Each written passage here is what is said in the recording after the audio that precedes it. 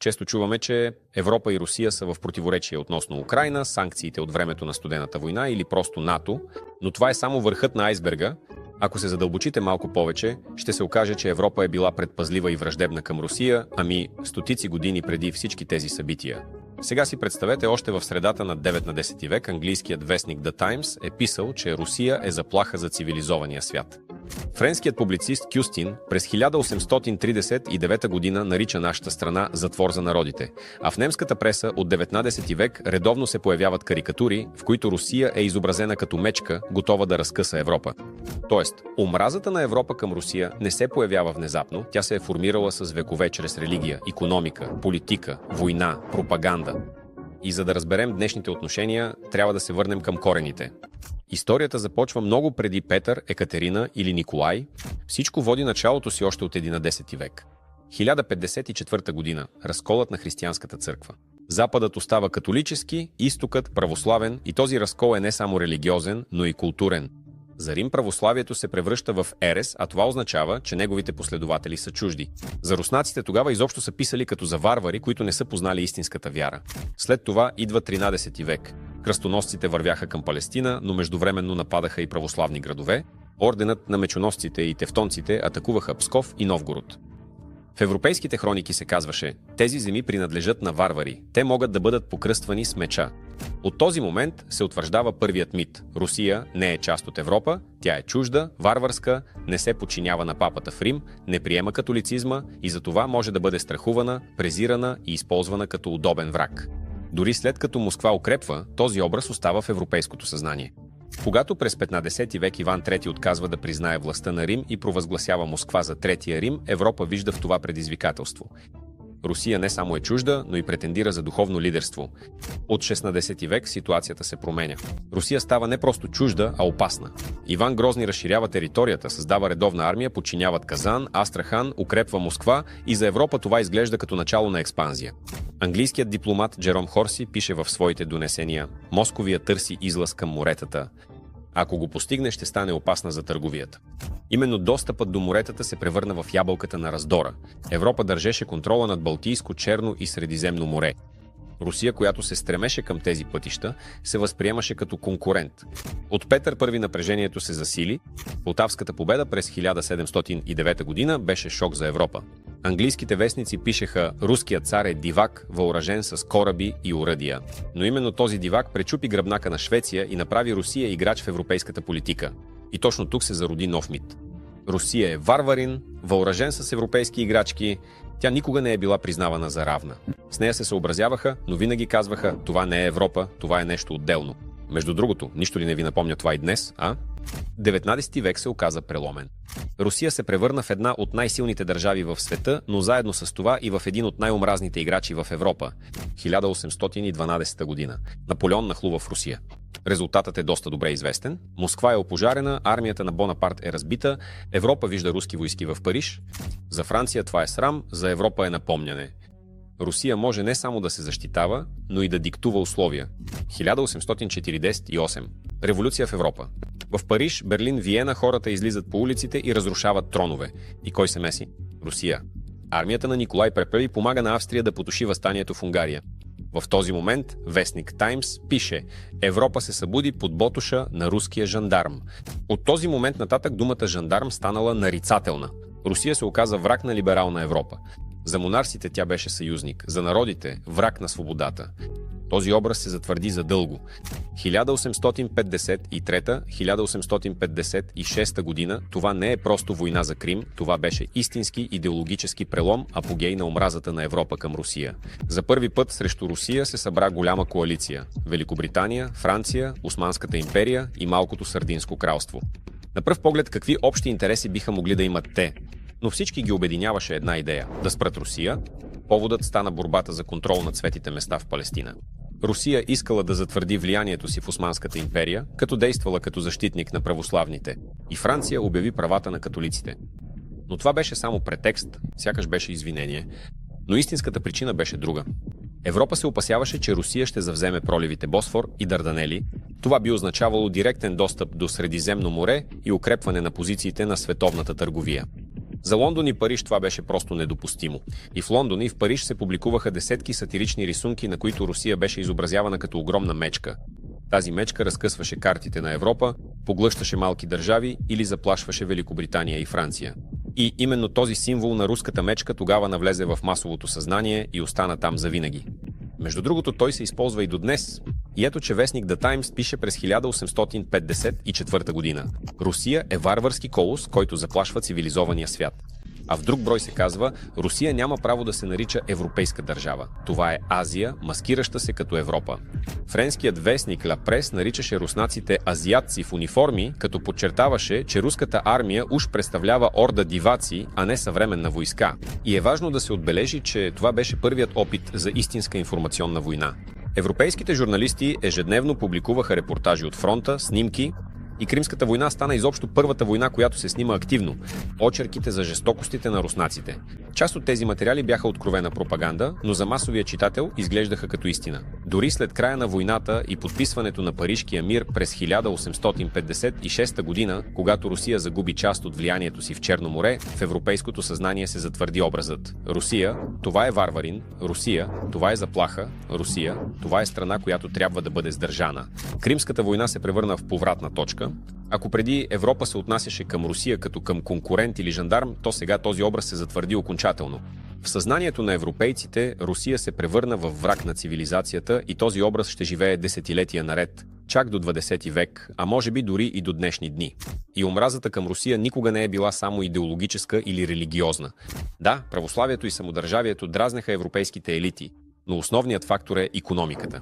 Именно икономическата мощ на Русия и нейните ресурси предизвикваха страх и недоверие. Русия притежаваше и все още притежава огромни богатства. Това са зърно, дървесина, кожи, метали, петрол в Кавказ, въглища в Донбас.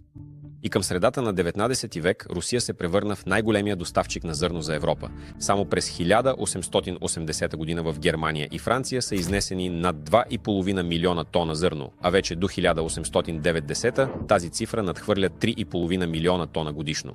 Това означаваше едно: европейският зърнен пазар пряко зависеше от руските доставки. В немски вестник тогава, през 1881 година, пишеха, че Европа може да умре от глад, ако Русия спре износа. Френският Летом твърдеше: руският хляб храни Европа, но в това е нейната уязвимост.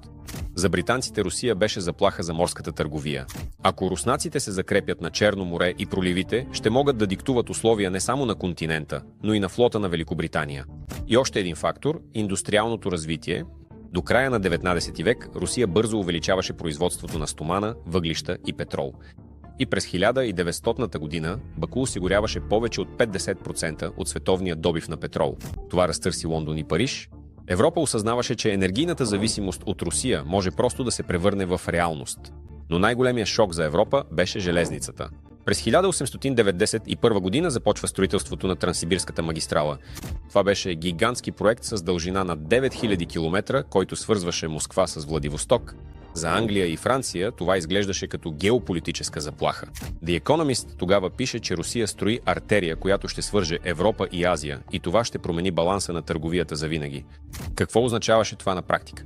Русия можеше да търгува с Китай, Япония и цяла Азия директно, заобикаляйки морските пътища, които тогава се контролираха от британската корона. За Лондон това беше равносилно на загуба на монопол. Тоест, омразата на Европа към Русия не беше ирационална емоция, а студен, изчислен ход. Европа виждаше, че Русия се превръща в икономически гигант.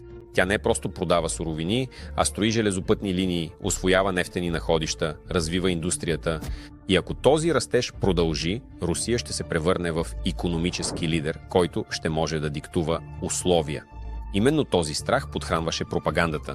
Вестници, карикатури и книги изобразяваха Русия отново като варварин, дивак, азиатец в униформа.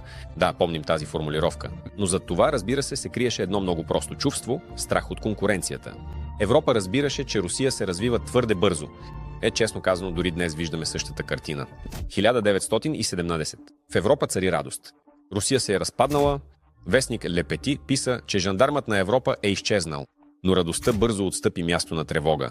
Болшевики, гражданска война, хаос.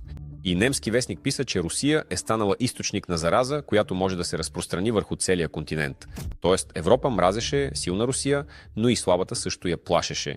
Силната, защото заплашваше, а слабата, защото заразяваше с хаос. Враждебното отношение към Русия се затвърждаваше не само чрез дипломатически документи и военни съюзи, но и преди всичко чрез информационното пространство. През 19 век именно вестниците, книгите и памфлетите формираха масовото съзнание на европейците.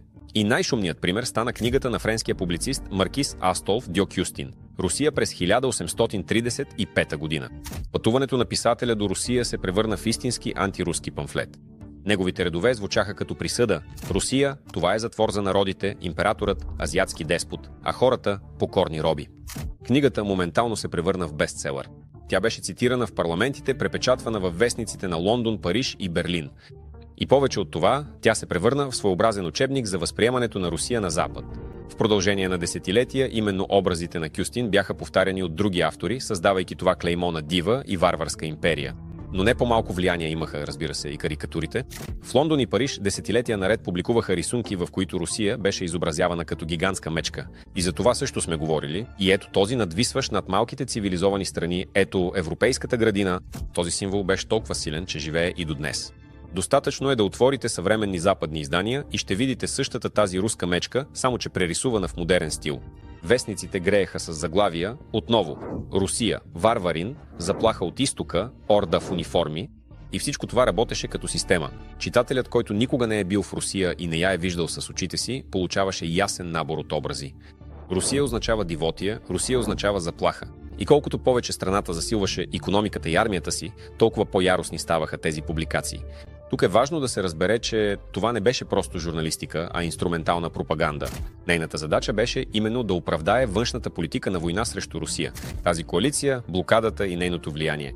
Европа разбираше, ако представи Русия като чудовище, ще бъде по-лесно да обясни на своите граждани защо трябва да се харчат пари и изобщо милиони за армии и намеса в чужди дела.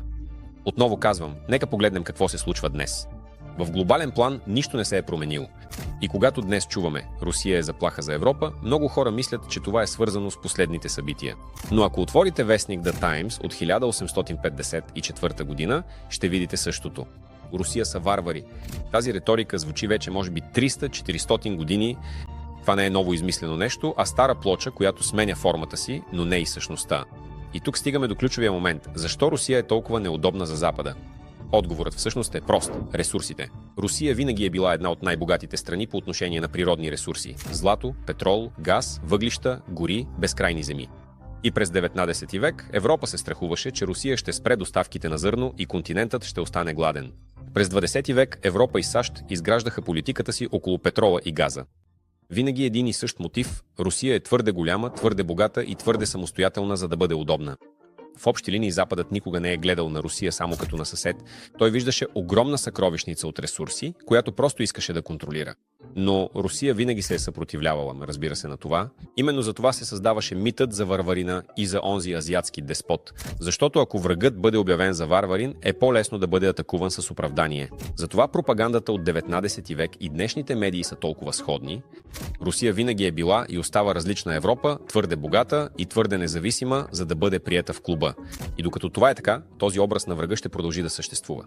И така, Европа мразеше Русия още преди революцията, защото религиозният разкол ни направи чужди. Станахме конкуренти в търговията и политиката. Пречехме на революциите и запазвахме стабилност там, където Европа искаше хаос. Нашите ресурси винаги са били апетитна хапка за чуждите държави, но ключовото е друго. Тази омраза никога не е била заради ценности или свобода. Тя винаги е била за власт и ресурси. Европа виждаше в Русия огромен склад – хляб, петрол, газ, злато, дървесина, земя. И всеки път, когато Русия ставаше по-силна, в Европа се включваше старата плоча. Варварите идват, Русия заплашва цивилизацията. В крайна сметка, помислете сами, защото същите думи, които са били публикувани в The Times през 1854 година, ги чуваме и днес по телевизията и ги четем в западните медии. Почти 2 века са минали, но риториката не се е променила. Русия все още е заплаха, мечка и варварин. И това ни дава важен извод. Западът не просто реагира на действията на Русия. Той първоначално е формирал образа на врага, за да оправдава собствените си действия. От кръстоносните походи, Кримската война, през Втората световна война, до разширяването на санкциите и НАТО. Русия винаги е била твърде голяма, твърде богата, твърде свободна за Европа, за да може просто да бъде вкарана в рамките на чужд сценарий.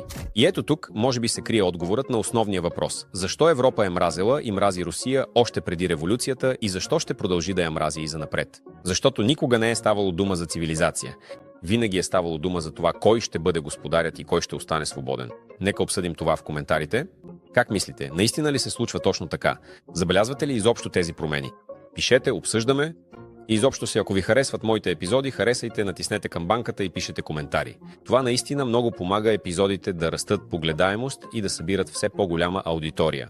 Защото, както знаем, колкото повече нормална информация има в медиите, толкова по-добре ще бъде за всички нас. Довиждане на всички!